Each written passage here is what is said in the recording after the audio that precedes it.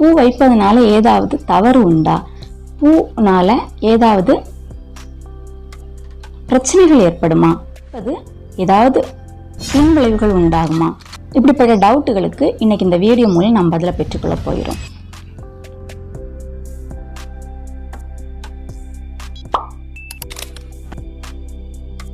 ஒரு செடியில பூ முளைச்சிருக்கு, நிறைய வகை வகையான பூக்கள் இருக்கு. அதுல தலையில வைக்கும்படியா சில பூக்கள் மக்கள் வைக்கிறாங்க. அந்த மாதிரிப்பட்ட மலர் அணிவது தமிழரோட கலாச்சாரங்க. ஆனா அதையே நம்ம வேண்டான்னு சொல்லும் போது அதுக்கப்புறம் நம்ம பிளாஸ்டிக் பொருட்களுக்கு சில பேர் ஆசைப்பட்டு பிளாஸ்டிக்கை சொருகிக்கிடுறாங்க. எல்லாமே பூ தானேங்க. இந்த அழகான உலகம், இந்த அழகான உலகத்துல ஆண்டவர் என்னென்ன படைச்சிருக்கிறாராம்? ஃபர்ஸ்ட் தேவன் வானம், பூமி, சூரியன், சந்திரன், நட்சத்திரங்கள், மிருகங்கள், பறவைகள், ஊரும் பிராணிகள், நீர்வாழ் ஜந்துக்கள், அதுக்கப்புறம் மனுஷனை உண்டு பண்ணுவனும் மனுஷன் எல்லாத்தையும் உண்டாக்கி அவர் என்ன செய்தார்? ஓய்ந்திருந்தார். அப்படி எல்லாம் படைக்கப்பட்டதுதான் உண்டு. அதுல மரம் சொல்லும் போது ஆப்பிள் இருக்கும், மாதுளை இருக்கும், திராட்சை இருக்கு, இப்படி பல வகையான மரங்கள் இருக்குன்னு சொல்லலாம். பூக்கள்னா பூக்கள் ஒரு வகை. இப்படி எல்லாமே இருக்கும்போது நம்ம ஆப்பிள் வேண்டாம், இது வேண்டாம் அப்படி நம்ம பிரிக்க கூடாது. அது எல்லாமே தேவன் படைத்த ஒரு இயற்கை. அதை நாம சூடுறதுனால நமக்கு எதுவுமே எந்த ப்ராப்ளமே ஆக போறதும் கிடையாது. பூ வைக்கிறதுல எந்த ஒரு தவறு இல்லை அப்படின்னு கூட சொல்லலாம். பைபிள்ல பூ சம்பந்தமாவோ பைபிள்ல எதுவுமே கொடுக்கப்படல. ஏன்னா வேதம் இதை பற்றி எதுவுமே சொல்ல. பூ வச்சாதான் அழகு, அதுதான் தேவன் விரும்புவாரு. மற்றவங்க பார்க்கும்போது நம்மளை ஒரு பிரச்சனைபிளா காமிச்சுக்கிட்டுறது தான் மேக்கப். 1 கொரிந்தியர் 6ஆம் அதிகாரம் 12ஆம் வசனத்திலே பார்க்கும் பொழுது, எல்லாவற்றையும் அனுபவிக்க எனக்கு அதிகாரம் உண்டு, ஆகிலும் எல்லாம் தகுதியாய் இராது. எல்லாவற்றையும் அனுபவிக்க எனக்கு அதிகாரம் உண்டு, ஆகிலும் நான் ஒன்றிற்கும் அடிமைப்பட மாட்டேன். அவ்வளவுதான். இந்த உலகத்தில் உள்ள எல்லா விஷயத்தையும் அனுபவிக்க ஆண்டவன் நமக்கு அதிகாரம் கொடுத்திருக்கிறாரு.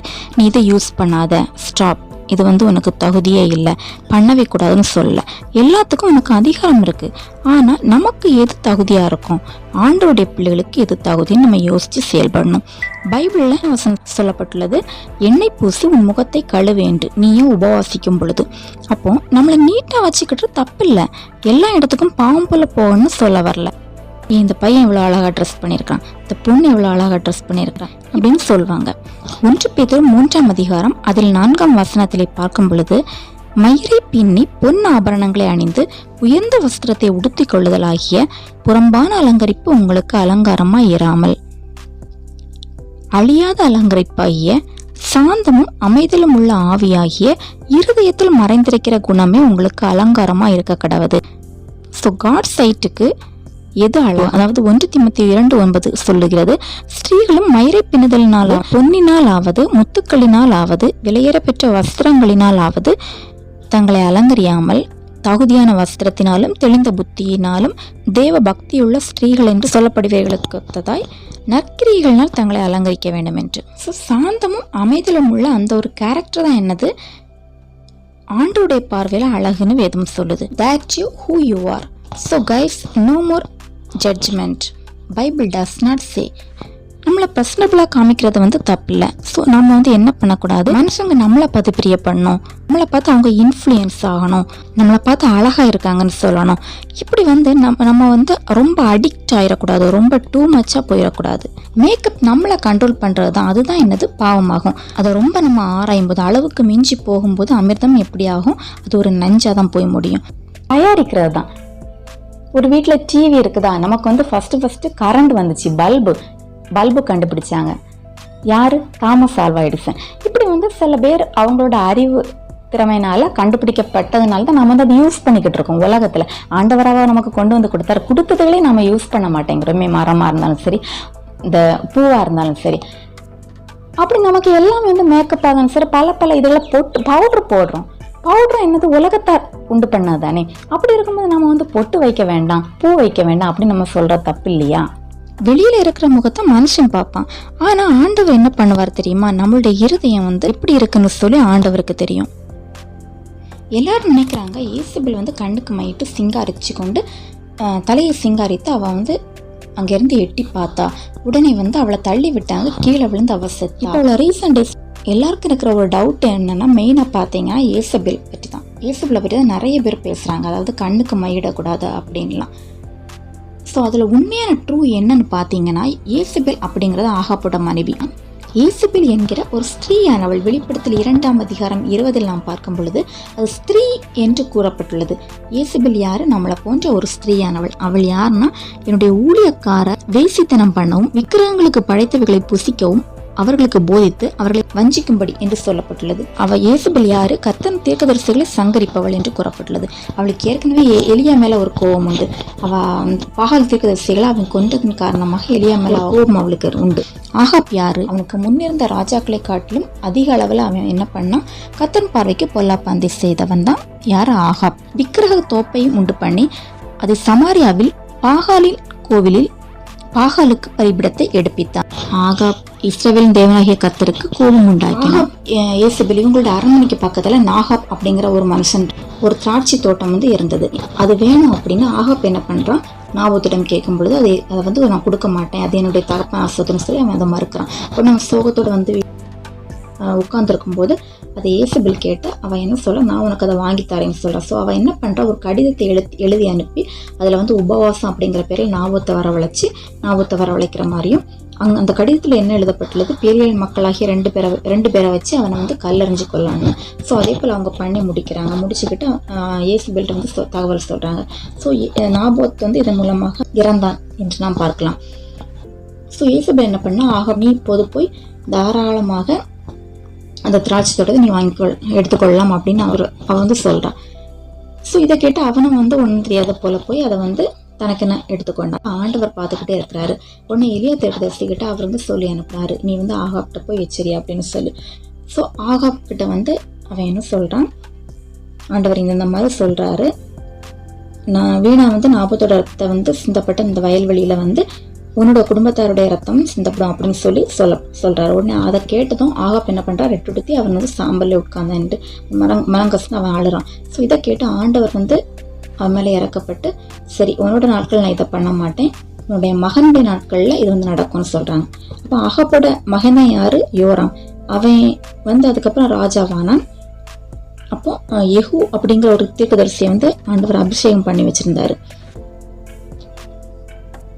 அந்த யெகூ என்ன பண்றான், ஒரு முறை ஒரு போர்ல யோராம வரவழைச்சு வில்லை நாணேற்றி அந்த அம்பு என்ன பண்ணுச்சு, அவனுடைய ஈரலை நெஞ்சில உருவி புயங்கள் நடுவே போய் பாஞ்சதுனால அவன் செத்தான் நம்ம அறிகிறோம். இப்படி யோராம் கொல்லப்பட்டான். ஸோ அதுக்கப்புறமா ஆகாப்போட சந்ததியில உள்ள 70 குமாரர்களையும் வரவழைச்சு அவங்களும் இந்த மாதிரி தான் இறந்தார்கள் என்று நாம் கேள்விப்படும். இப்படி ஆண்டவர் சொன்ன வாக்குத்தத்தம் எப்படி எலியா தீர்க்கதரிசி மூலமா நிறைவேறியது என்று நாம் பார்க்கலாம். ஸோ இதெல்லாம் முடிச்சுட்டு யெகூ வந்துகிட்டே இருக்கான். யாரை தேடி? ஏசபெல் தேடி. இப்போ ஏசபெலுக்கு ஒண்ணுமே தெரியாது. அவனை பார்க்க ஆர்வமா இருக்கா. எப்படி கண்ணுக்கு மையிட்டாலாம் தன்னை சிங்காரித்து கொண்டு தலையில சிங்காரித்து கொண்டு அவன் ஒளிமுக வாசல் பார்க்கும்போது அங்க யெகூ வர்றான். அங்க மேல அவனும் ஒளிமுக வாசல் மேல நின்னுக்கிட்டு அவன் கூப்பிடுறான். என் பட்சத்தில் நிக்கிறது யாரு? 2-3 பிரதானிகள் எட்டி பாக்குறாங்க. அப்ப அவளை கீழே தள்ளுங்கன்னு சொன்னதும் அவளை கீழே தள்ளி விட்டு அவன் விழுந்து செத்தாள் என்று அறிகிறோம். அப்போ ஆண்டவர் எதுக்காக அந்த தீங்கு அந்த குடும்பத்துக்கு மேல வரவழைச்சாரு? நாபோத்தை கொன்ற காரணத்தினால. ஸோ அது எதனால? ஏசபெலோட சதியினால, ஏசபெலோட கேரக்டர், அவளுடைய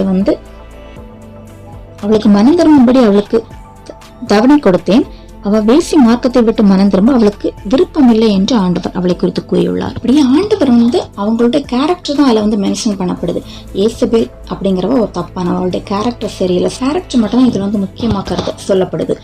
ஸோ மனுஷன் பார்க்குறபடி முகத்தை அவர் பார்க்கலாம், அவர் இருதயத்தை தான் பார்க்குறாரு. இருதயம் எப்படி இருக்குன்னு அவளை பாருங்களேன். அவள் அவ்வளோ பெரிய ஒரு துரோகியா இருந்த பிறகும், தேசிய மார்க்கத்தாளா இருந்த பிறகும், ஒருத்தவங்களை பார்க்கறதுக்கு முன்னாடி அவன் என்ன பண்றா, கண்ணுக்கு மயிடுறா. அவள் என்ன பண்ற, தலை சிங்கிறது. அவளுக்கு அப்படிப்பட்ட ஒரு அறிவு தோன்றியதுன்னு நான் பாருங்களேன். அப்போ நாம என்ன பண்ணணும், நாம மற்றவங்க முன்னாடி ஒரு பிரசனபிளா காமிக்கிறதுக்கு நாம அப்போ எப்படி தகுதியா இருக்கணுங்கிறது நம்ம கொஞ்சம் யோசிச்சு பார்க்கணும். தேவன் நல்லதென்று கண்ட எல்லாத்தையுமே வேண்டான்னு வெறுக்கிறோம். கருவேப்பிலை பறிச்சு சாப்பிட குழம்புக்கு தயாரிக்கிறோம். மருதாணி இலையை பறிச்சு கைக்கு டிசைன் வச்சா தப்பா, பூ பறிச்சு வச்சா தப்பா, பவுடர் போட்டால் முகத்துக்கு கொஞ்சம் பிரைட்டை கொடுக்கும். ஸோ அதே போல் தான் மருதாணி வச்சா கையில் என்ன ஆகும், கலர் ஆகும். பொட்டுக்கு பைபிளில் இல்லை, பைபிளே சொல்லப்படாத நிலையில் பொட்டை வேண்டாம் நம்ம ஒதுக்கிறோம். பவுடருக்கு பைபிளில் சொல்லப்பட்டிருக்கா? This is one of the makeup item. So mostly நகை யூஸ் பண்ணாதவங்க தான் இந்த மாதிரி இருப்பாங்க. மருதாணி மரத்துக்கு கீழே மாந்திரிகம் பண்ணி வச்சிருக்க அப்படின்னு நம்புறீங்களா? ஸோ அதன் மூலமாக தொடக்கூடாதுன்னு நீங்கள் வந்து பயப்படுறீங்களா? மயிரை பின்றோம், பைபிளில் சொல்லப்பட்ட வார்த்தை தான். உயர்ந்த வஸ்திரங்களை எல்லாம் நம்ம வாங்கி உடுத்தி கொள்கிறோம். பட் பொன்னாபரணத்தை மட்டும் அதில் வந்து நீக்கிறோம், அதில் அந்த வசனத்திலிருந்து. அப்படின்னா எப்படி தலை கட்டுறது? வசனத்தை கூட்டவோ குறைக்கவோ கூடாதுன்னு பைபிள் சொல்லுது. நகை செய்யும்போது ஏதாவது விக்கிரக அந்த துகள்களோ அந்த மாதிரிப்பட்ட இதுகள்லாம் உருக்கி தான் அதை பண்ணுறாங்க அப்படின்னு யாராவது சொல்கிறாங்களா? சொல்கிறத கேட்டு நீங்கள் அதை நினச்சிட்டு இருக்கீங்களா? இந்த மாதிரிப்பட்ட மைண்டுகள் தான் வெளியில் வாங்க. தயவு செய்து நோ நத்திங், அதெல்லாம் எதுவுமே கிடையாது. அதெல்லாம் ஒரு மூட நம்பிக்கை. ஸோ ஸ்லைடு, அப்போ கேர் பின் பேண்டு, இது எல்லாத்தையும் நீங்கள் நினச்சி பார்த்தீங்கன்னா ஒவ்வொன்றையும் உருவாக்கும் போது நம்ம கிட்ட இருந்து பார்க்கணும். ஸோ அதுலேயும் ஒரு குற்றத்தை பார்த்தீங்கன்னா அதையும் வேண்டாம் நீங்கள் ஒதுக்கி தள்ளிடுவீங்களா? அப்படிலாம் மைண்டை போட்டு குழப்பிக்கிட்டே இருக்காதீங்க. லுக் அட் த சாரீஸ், சிவப்பு கலர் யூஸ் பண்ணாத வேறு தேவர்களுக்குரியது அப்படின்னு ஆண்டவர் பைபிள் எழுதி வச்சுருக்காரா எங்கேயாவது? ஏங்க நீங்கள் அதை எடுத்து அதுக்கு போட்டுக்கிட்டுறீங்க, அது கேட்குதுன்னா கொடுக்குறீங்க. அப்போ தேங்காய் பழம் பத்தி இதெல்லாம் கேட்குது, அது கொடுத்துக்கிட்டு அப்படின்னா அந்த மாதிரிப்பட்ட பொருட்களே கடையிலேருந்து வாங்க மாட்டிங்களா? தேங்காய் பழம் பத்திலாம் அதுக்குரியது அப்படின்னு. சமையலுக்கு எதை யூஸ் பண்ணுறோம் அது எல்லாமே எடுத்துக்கிட்டுறீங்க தானே? ரைட் நவ் இப்போ புரியுதா? நீ ஏன் அதை நம்புற? கடவுளை என்ன நம்புன்னு சொல்லியிருக்கிறாரு. வாட்சும் அதுவும் அந்த மாதிரிப்பட்ட ஒரு பொருள் தானே. கொலுசுக்கு முத்து இருந்தாதான் அதுக்கு பேரை வந்து கொலுசு. ஸோ அது வந்து டேவில் கிட்ட உள்ளதுன்னு விசுவாசிக்காதீங்க. உங்களுக்கு தேவைன்னா தங்கத்திலோ வெள்ளியிலோ நீங்கள் தாராளமாக நீ வந்து யூஸ் பண்ணிக்கிடலாம். சில பாஸ்ட்டை எடுத்துக்கிடுவோமே, அவங்களுக்கு தெரியும் உண்மை. பட் வந்து லைக் ரோமன் கேத்தலிக் போல் அந்த ஃபாதர்ஸ் என்ன பண்ணுவாங்க, தெரிஞ்சு வர வழி இல்லாமல் மேலிடத்து உத்தரவு அப்படிங்கிற பேரில் அவங்க வந்து உபதேசிச்சுக்கிட்டே இருக்காங்க. அப்படி தான் எல்லா சர்ச்சஸ்லேயுமே நடக்குன்னு வச்சுக்கிடுவோமே. சில விசுவாசிகள் கூட தெரியும், ஆனால் அவங்க கரெக்டாக இருப்பாங்கன்னு தெரியும், ஆனால் அவங்க வெளியில் சொல்லிக்க மாட்டாங்க. எனக்கு தெரிஞ்ச அளவில் பாஸ்டர்ஸ் நிறைய பேருக்கு தெரியும், விசுவாசிகள் நிறைய பேர் அறிஞ்சிருப்பாங்க. பட் வந்து நம்ம இதை வெளியில் சொல்ல மாட்டேங்கிறோம். உபதேசிக்கனாலும் சரி, அதை தெரிஞ்ச விசுவாசிகளாக இருந்தாலும் சரி, அதை வந்து எதுக்கு பப்ளிசிட்டி பண்ணணும், எதுக்கு வெளியே சொல்லணும் சரி, அவங்களுக்குள்ள அவங்க நியாயத்தை பேசிக்கிட்டுறவங்களா இருக்கிறாங்க. ஸோ அதுதான் நான் வந்து சொல்ல வரேன். நான் வந்து வெளிப்படையாக சொல்கிறேன். இன்னும் சில எப்படின்னா ஜுவல்லரி போடாதவங்களாக தான் இருப்பாங்க. பட் முடியை சுருட்டிக்கிட்டுறாங்க, கேர்லட் பண்ணிக்கிட்டுறாங்க, ஸ்ட்ரைட்டன் பண்ணிக்கிறாங்க. நீங்கள்லாம் தகுதியான வஸ்திரம் ஜீன்ஸ் பேண்டா அப்படின்னு கேட்டால் அதுக்கும் ஆமான்னு சொல்லுவீங்க. சரி, ஓகே. நெயில் பாலிஷ் பார்க்கலாம். நெயில் பாலிஷ் போடாதான்னு எங்கேயுமே சொல்லலை. உங்கள் நகத்தை நீங்கள் ப்ரெசன்டபுளாக காமிக்கிறது. எவ்வளவு நெயில் கேர் இருக்குது உங்களுக்கு தெரியும். நிறைய வந்து நீங்கள் பார்த்துருப்பீங்க, நெயில் கேர் பண்ணுறாங்க, நெயிலை கேர் பண்ணுறாங்க. ஸோ இந்த மாதிரிப்பட்ட ஒரு இது தான் என்னது அந்த நெயில் பாலிஷ் அப்படிங்கிறது. அது வந்து நெயிலுக்கு மேலே அது என்ன பண்ணுது, ஒரு அழகை கொடுக்கு. ஸோ லிப்ஸ்டிக் ஆல்சோ அந்த மாதிரி தான். அது ஒரு கலர், அதை வந்து நம்ம லிப்பில் போட்டுக்கிறோம். சூசான் அரண்மனையில் எஸ்தர் வரவழைக்கப்பட்டா. அதாவது ராஜாவாகி அகாஸ்வேர் ராஜா வந்து ஒரு முறை என்ன பண்ணாங்க, ஒரு கட்டளை பிறப்பித்திருந்தாங்க. அவர்களுடைய சுத்திகரிப்புக்கு வேண்டியவைகளை அவர்களுக்கு கொடுக்கப்பட வேண்டும். அதாவது எஸ்தர் என்ன பண்ணுறான்னா, எல்லோருடைய கண்களும் அவளுக்கு வந்து தயவு கிடைத்ததுன்னு நம்ம இடத்துல பார்க்கலாம். எஸ்தர் 2ஆம் அதிகாரம் 12ஆம் வசனத்திலே பார்க்கும் பொழுது, ஒவ்வொரு பெண்ணும் 6 மாதம் வெள்ளைப்புல தைலத்தினாலும் 6 மாதம் சுகந்த வர்க்கங்களினாலும் ஸ்ரீகளுக்குள்ள மற்ற சுத்திகரிப்புகளினாலும் ஜோடிக்கப்படுகிற நாட்கள் நிறைவேறி 12 months அதில் வந்து தீர்மானிக்கிறாங்க. இந்த திருவிழா விளக்கத்தில் நீங்கள் ஓப்பன் பண்ணி பார்த்தீங்கன்னா அதில் என்ன குறிப்பிடப்பட்டுள்ளது, அழகுபடுத்தும் சிகிச்சைக்காக வேண்டி அந்த வெள்ளைப்போல தைலத்தினாலும் சுகந்த வர்க்கங்கள்னாலும், அதெல்லாம் வாசனை தைலங்கள், நறுமண பொருட்கள், இதுகள்னால என்னது அவங்க வந்து அழகுபடுத்தப்படும் ஒரு சிகிச்சைக்காக வேண்டி 12 months of beauty treatments presented for the women. 6 months with oil of myrrh and 6 with perfumes and cosmetics. Cosmetics நீங்களாம் அறிஞ்சதான். ஸோ இதெல்லாம் பைபிளில் கூறப்பட்டிருக்குன்னா பார்த்துக்கோங்களேன், எங்கள் எஸ்தரில் வருது. ஸோ இப்படி எல்லாம் வந்து மேக்கப்புங்கிறதுக்கு ஆதாரம் வந்து எக்ஸ்பெஷலி பார்த்தா அந்த வந்து எஸ்தர். இந்த மாதிரி ராஜா சொல்லும்போது எஸ்தர் இன்க்ளூடிங் இவங்க எல்லாரும் வந்து இப்படி இருக்கணும்னு சொல்லி அதில் கூறப்பட்டுள்ளது. அதிகாலையின் மகனாகிய விடிவெள்ளியே, லூசிஃபரை பற்றி பார்க்கலாமா? இப்போ ஏசாயா 14:12 நான் வானத்துக்கு ஏறுவேன், தேவனுடைய நட்சத்திரங்களுக்கு மேலாக என் சிங்காசனத்தை உயர்த்துவேன், வடப்புறங்களில் உள்ள ஆராதனை கூட்டத்தின் பர்வதத்திலே வீற்றிருப்பேன். உன்னதமானவர்கள் அப்படின்னு யார் சொல்றான்? லூசிஃபர் சொல்றான். எசேக்கியேல் 28:13 சொல்லுது, நீ தேவனுடைய தோட்டமாகிய ஏதேனில் இருந்தவன் என்று, நீ காப்பாற்றுகிறதற்காக அபிஷேகம் பண்ணப்பட்டவன் என்று. கேருப்பான். அப்ப 17 உன் அழகினால், ஆண்டவர் என்ன சொல்றாரு? உன் அழகினால் உன் இருதயம் மேட்டுமையாயிற்று என்று. உன் அழகினால் எது இருதயம்? உன் மினுக்கினால் உன் ஞானத்தை கெடுத்தாய் என்று. இதுல எது சொல்லப்படுது? இருதயம், ஞானம். எதனால? அழகினால் உன் மினுக்கினால். ஸோ இதை மட்டும் நீங்க கான்செப்டா வச்சு பாருங்க. ஆண்டவர் எதை பார்க்குறாரு? உன்னோட தப்புகள்னால நீ உன் ஞானத்தை கெடுத்தாய், உன் இருதயம் மேட்டுமையாயிற்று. ஸோ அகந்தை, பெருமை, உன்னை பார்க்கிற எல்லாருடைய கண்களுக்கு முன்பாகவும் ஆண்டவர் என்ன சொல்றாரு? பூமியின் மேல் உன்னை சாம்பலாக்குவேன், மகா பயங்கரமாவாய். ஸோ லூசிஃபர் அதனால ஆண்டவர் கீழே தள்ளிக்கிட்டாரு. இப்படி அழகை மட்டும் பார்க்கக்கூடாது, அவனுடைய பேக்ரவுண்ட், அவனுடைய ஹிஸ்டரியை பார்க்கணும், அவனுடைய கேரக்டர் எப்படி இருந்தது. ஸோ அதே போல் தான் ஏசபெல் ஆல்சோ, அவளுடைய பேக்ரவுண்ட் எப்படி, இதுகள் தான் இம்பார்ட்டன்ட். மேக்கப் பண்ணணும், நம்முடைய பிள்ளைகள் நல்லா இருக்கணும், மற்ற புறஜாதிகள் முன்னாடி என் பிள்ளைங்க நல்லா இருக்கணும். எதில்? உள்ளாடியும் நல்லா இருக்கணும், அதாவது உள்ளான குணமும் நல்லா இருக்கணும். ஆவியின் கனிகளோடு நம்மளுடைய குணங்கள், கடவுள் மேலுள்ள நம்பிக்கையும் நல்லா இருக்கணும். ஆவிக்குரிய பிரகாரமாகவும் உலக பிரகாரமாகவும் சரீர பிரகாரமாகவும் தேவனுக்கும் நாம் மேன்மையாக இருக்க வேண்டும். உலக மக்களுக்கும் நாம் மேன்மையாக இருக்கும்போது அது எப்படி என்ன செய்யுமா? தேவனுக்கு அது மகிமையை கொண்டு வரும். நாம் எந்த அளவுக்கு நாம் நல்லபடியாக ஆண்டவர் தர்றத, நமக்கு கொஞ்சம் பொருள் இருந்தாலும் சரி, வசதியே இல்லைனாலும் சரி, நமக்கு இருக்கிறத வச்சு நாம் எப்படி இருக்க வேண்டும்? நாம் வெட்கப்படாமல் தைரியமாய் நாம் செயல்பட வேண்டும் என்று தான் ஆண்டவர் விரும்புகிறார். நகை போடக்கூடாது, பொட்டு வைக்கக்கூடாது, பூ வைக்கக்கூடாது, காலில் கொலுசு போடக்கூடாது, இப்படி எல்லாத்துக்குமே மருதாணி வைக்கக்கூடாது, மேக்கப்பே போட்டக்கூடாது, விலையுயர்ந்த வஸ்திரத்தை உடுத்திடாதீங்க, பட்டு புடவைகள், இது சிவப்பு கலர்னா அது இசைக்குரியது, காலில் சங்கிலினா அது இசைக்குரியது. இப்படி நாம் ஒவ்வொன்றுக்கும் நாம் பண்ணிக்கிட்டு இருந்தோம்னா கண்டிப்பாக அது தமிழர் கலாச்சாரம் கிடையாது. இது எல்லாமே விக்கிரகங்கள்ட்ட வரல, நாம் பூமியில் ஆண்டவர் நமக்காக வைத்துள்ள பொருள். உள்ளவனுக்கு தான் அவர் கொடுப்பார், இல்லாதவனிடமிருந்து உள்ளதும் எடுத்துக்கொள்ளப்படும் அப்படின்னு வேதம் சொல்லுது. உனக்கு இருக்குதா, நீ இதை பயன்படுத்து, மற்றவங்களுக்கும் கொடு. இருந்தும் இல்லைன்னு சொல்றேன்னா இருக்கிறதே அவர் எடுத்துருவாருன்னு தான் வேதம் சொல்லுது. அதனால இதெல்லாம் நாம செய்யவே கூடாது. ஆங்கில கலாச்சாரத்தை பின்பற்றுறதுக்கு நிறைய பேர் இருக்கிறாங்க. ஆங்கிலேயர்கள் என்ன செய்ய மாட்டாங்க? நகைப்பட மாட்டாங்க, கமல் போட மாட்டாங்க, பொட்டு வைக்க மாட்டாங்க, பூ கூட வைக்க மாட்டாங்க, சாரீஸ் கூட இன்க்ளூடிங் அவங்க உடுக்கிறதே கிடையாது. அந்த கலாச்சாரத்தை பின்பற்றி என்னங்க ஆக போகுது? ஆனா மக்கள் என்ன பண்ணுவாங்க தெரியுமா? நம்மளை பார்த்தவங்க என்ன பண்ணுவாங்கன்னா, ஓ இவங்க கிறிஸ்டியன்ஸா, இவங்க பொட்டு வைக்கலையா, நகை போடலையா, இல்ல மருதாணியோ இல்லைன்னா பூவோ பொட்டோ எதுவுமே அவங்க பண்ணலையா, மேக்கப் கூட பண்ணலையா, ஒரு நல்ல ஒரு துணி கூட போட மாட்டாங்களா? இப்படி அவங்க நினைக்கும் போது அவங்களுக்கு என்ன தோணுன்னா, அவங்களுக்குள்ளாடி அவங்க ப்ராப்ளம் சுத்தமா அவங்க விரும்பப்படாத ஒரு நிலைமையில தான் அவங்க இருப்பாங்க.